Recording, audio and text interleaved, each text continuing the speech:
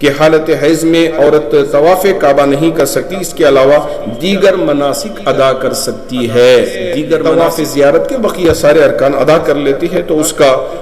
حج انشاءاللہ پورا ہو جائے گا۔ نہیں وہ حدود حرم میں ہی اس کی قربانی لازم ہے۔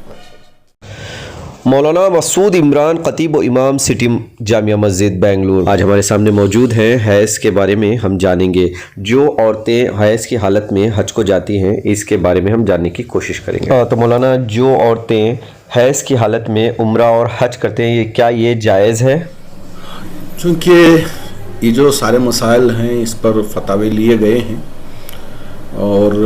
ہماری بہنیں جن کو یہ حالت پیش آتی ہے ایسی صورت میں ان کے لیے بھی پریشانی لاحق ہو جاتی ہے، اس وجہ سے مناسب یہی معلوم ہوتا ہے کہ اس کی بھی وضاحت فتاوے کی شکل میں کر دی جائے تو سب کے لیے آسان ہوگا۔ بہت ہی مناسب سوال آپ نے فرمایا ہے، ذرا میں فتوے ہی کو آپ کے سامنے ذکر کر دوں تاکہ پوری وضاحت ہو جائے۔ تو فتاوے میں لکھا گیا ہے کہ جس عورت کو عمرے کے لیے نکلنا ہو اور اسے حیض آ جائے تو اگر اس نے ابھی تک احرام نہ باندھا ہو، ایک صورت یہ ہے کہ ہم عمرے کے لیے نکلے ہیں لیکن ابھی ارادہ ہی کیا ہے، اتنے بھی یہ حالت ایسی ہو گئی ہے عورت کو جو اس کے لیے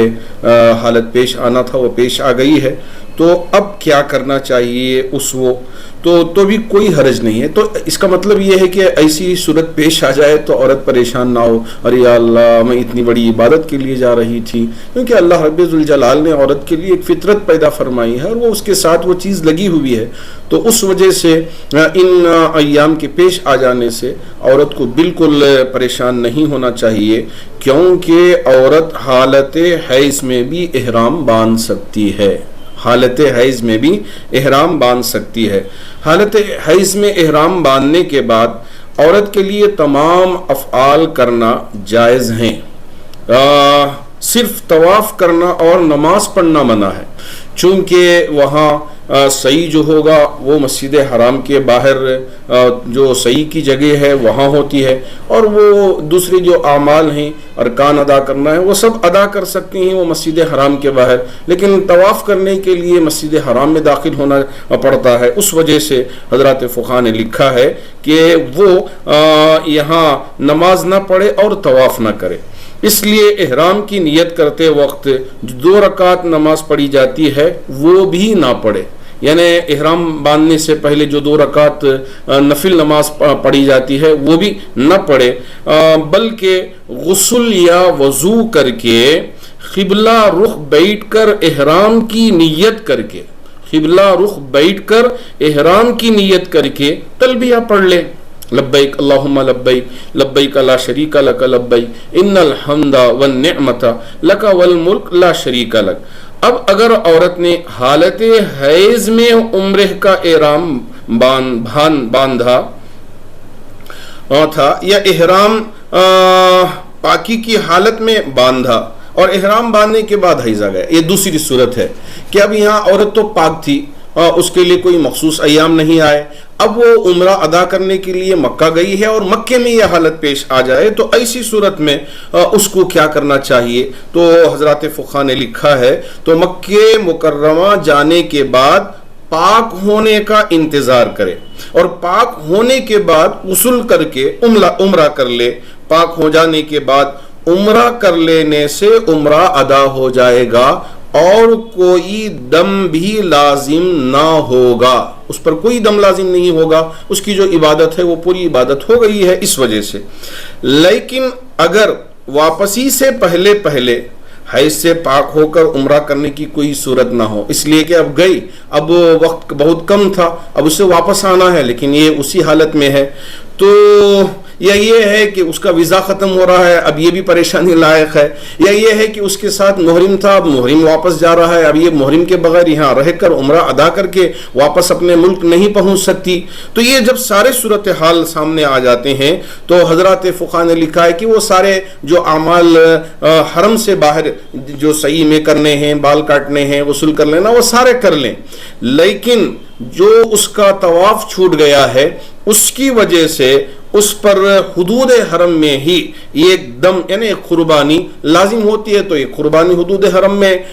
کر دے اور اس کے بعد اپنے ملک واپس ہو جائے تو وہ بھی یہ ادا کر سکتی ہے. تو یہ سارے جو اس وقت مسائل بیان کیے گئے ہیں تو اس سے آپ کو اندازہ ہوگا کہ عورت اگر اس حالت میں بھی پیش آ جاتی ہے تو اس کو کیا کرنا چاہیے. اب رہی بات حج کے موقع پہ پیش آ جائے، چونکہ فرماتے ہیں کہ عورت احرام باندھ کے سب جگہ لیکن نماز نہیں پڑھے گی، قرآن نہیں پڑھے گی. اب احرام کی حالت میں ہی ذکر کر رہی ہے، عرفات گئی ہے، مزدلفہ آئی ہے، پھر اس کے بعد مینا آئی ہے. طواف زیارت ایک نہیں کر سکتی، اس لیے کہ طواف زیارت جو ہے وہ حرم میں اور مسجد حرم میں کرنا پڑتا ہے. اس وجہ سے وہ ایک چھوڑ کر پورے ارکان ادا کر لے، پھر اس کے بعد جیسے ہی وہ پاک ہوتی ہے تو ایسی صورت میں وہ طواف زیارت ادا کر لے تو اس کا حج بھی پورا ہو جائے گا. جی جب اسے عرفات کے میدان جاتے ہیں ایسی حالت میں اور جو مینا کے جو کنکرے مارتے ہیں تو کیا وہ مار سکتے ہیں کیا؟ ہاں بالکل مار سکتے ہیں، بالکل وہ سارے افعال ادا کر سکتے ہیں، اس میں کسی طرح کی کوئی پریشانی کی بات نہیں ہے. تو یہاں بہت سارے اور بھی جوابات دلائل کے ساتھ لکھے گئے ہیں، میں چاہوں گا کہ ان کو بھی آپ کے سامنے اس وقت رکھ دوں تاکہ ساری باتیں مکمل طور پہ واضح ہو جائیں. تو ایام حیض میں عورت کے لیے جن امور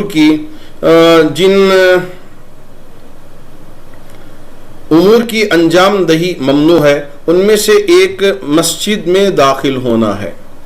اس حوالے سے حضرت ام سلمہ رضی اللہ تعالی عنہ روایت کرتی ہیں کہ رسول اللہ صلی اللہ علیہ وسلم مسجد کے صحن میں داخل ہونے اور بلند آواز سے داخل ہوئے اور بلند آواز سے اعلان فرمایا، ان المسجد لا يحل لجنب ولا لحائض، کہ مسجد کسی جنوبی اور حیض والی کے لیے حلال نہیں. مطلب یہ ہے کہ مسجد میں داخل ہونا ایک جنوبی شخص کے لیے بھی جائز نہیں ہے اور اسی طرح ایک حائضہ عورت ہے اس کے لیے بھی جائز نہیں ہے. خانہ کعبہ چونکہ مسجد حرام کے وسط میں واقع ہے اس لیے ناپاکی کے ایام میں عورت بیت اللہ کا طواف نہیں کر سکتی. حضرت عائشہ صدیقہ رضی اللہ تعالی عنہ سے روایت ہے کہ نبی کریم صلی اللہ علیہ وسلم نے فرمایا، الحائض تقضی المناسک کلہا الا الطواف بالبیت. اس کا مطلب یہ ہے کہ حائض یعنی جسے ایام حیض شروع ہو گئے ہیں وہ عورت بیت اللہ شریف کے طواف کے علاوہ باقی تمام مناسک ادا کرے گی. اور حضرت عبد الرحمن بن قاسم نے بھی اپنے والد ماجد سے روایت کی ہے کہ حضرت عائشہ صدیقہ رضی اللہ تعالی عنہ ایک روایت میں ارشاد فرمایا کہ میں مکہ مکرمہ پہنچی تو میں حیض سے تھی، میں نے بیت اللہ کا طواف نہ کیا اور نہ صفا مروہ کے درمیان. انہوں نے فرمایا کہ میں نے رسول اللہ صلی اللہ علیہ وسلم سے اس کی شکایت کی تو آپ صلی اللہ علیہ وسلم نے فرمایا اس طرح کرو جیسے دوسرے حاجی کرتے ہیں سوائے اس کے کہ بیت اللہ کا طواف نہ کرو یہاں تک کہ تم پاک ہو جاؤ. تو اس حدیث سے بھی بالکل یہ بخاری شریف کی صحیح حدیث ہے، کتاب الحج میں موجود ہے. تو اس سے واضح ہو جاتا ہے کہ حائضہ عورت بیت اللہ کے طواف کے علاوہ جتنے ارکان ادا کرنا ہے وہ باہر ادا کرنا ہے. جو عرفات کا میدان ہے وہ بھی باہر ہے، مزدلفہ جو ہے وہ بھی باہر ہے اور اسی طرح مینا ہے وہ بھی باہر ہے. کنکریاں مارنے کا عمل سب جو صحیح ہے حتیٰ کہ صحیح بھی کر سکتی ہے، صفا مروہ کے درمیان میں آ کے صحیح بھی کر لے، لیکن طواف زیارت وہ نہیں کر سکتی اس لیے کہ جب تک کہ پاک نہ ہو جائے. اس طرح حضرت عبداللہ ابن عباس نے نبی کریم صلی اللہ علیہ وسلم سے مرفوعاً حدیث بیان کی ہے کہ ان النفساء والحائض، یہ پوری حدیث موجود ہے کہ نفاس والی عورتیں اور حیض والی عورتیں غسل کر کے احرام باندھیں اور تمام مناسک حج ادا کریں سوائے طواف کعبہ کے جب تک کہ پاک نہ ہو جائے. تو ان روایتوں سے بالکل واضح یہ بات معلوم ہو جاتی ہے کہ یہ سارے ارکان ادا کر لیں. البتہ ولا تطوف بالبیت لان الطواف فی المسجد، کعبۃ اللہ کا طواف نہ کرے اس لیے کہ طواف جو ہے وہ مسجد حرام میں ہے، مسجد حرام میں داخل نہیں ہو سکتی، مسجد حرام میں اس حالت میں داخل ہونا ممنوع ہے. تو اس وجہ سے مذکورہ بالا تصریحات سے واضح ہو گیا کہ حالت حیض میں عورت طواف کعبہ نہیں کر سکتی، اس کے علاوہ دیگر مناسک ادا کر سکتی ہے. دیگر مناسک جتنی بھی عبادتیں ہیں وہ باقاعدہ نماز نہیں پڑھنا چاہیے، نماز نہیں ہے، نماز کے علاوہ صرف نیت کر لیا، تلبیہ پڑھ لی، پھر احرام احرام باندھ کے سفر حج پہ روانہ ہو گئی اور جتنے حج کے ارکان ہیں وہ تمام ارکان ادا کر رہی ہے, ذکر کر رہی ہے, دعا کر رہی ہے. اب اس کے بعد سوائے طواف زیارت کے بقیہ سارے ارکان ادا کر لیتی ہے تو اس کا حج انشاءاللہ پورا ہو جائے گا. تو اگر ان کی فلائٹ کا ٹائم ہوگا جب بھی پاک ڈے ہے تب کیسا کرنا, طواف کر کے نکلنا پڑتا ہے؟ میں نے اس کی وضاحت کی تھی, شاید آپ توجہ نہیں فرمائی کہ وہاں لکھا گیا ہے کہ صاف طور پہ کہ عورت ایک دم دے کے واپس آ جائے تو اس کا وہ سارا مسئلہ حل ہو جائے. اگر دم کے لیے وہاں سہولت نہیں تو آ کر انڈیا میں دے سکتے؟ نہیں, وہ حدود حرم میں ہی اس کی قربانی لازم ہے.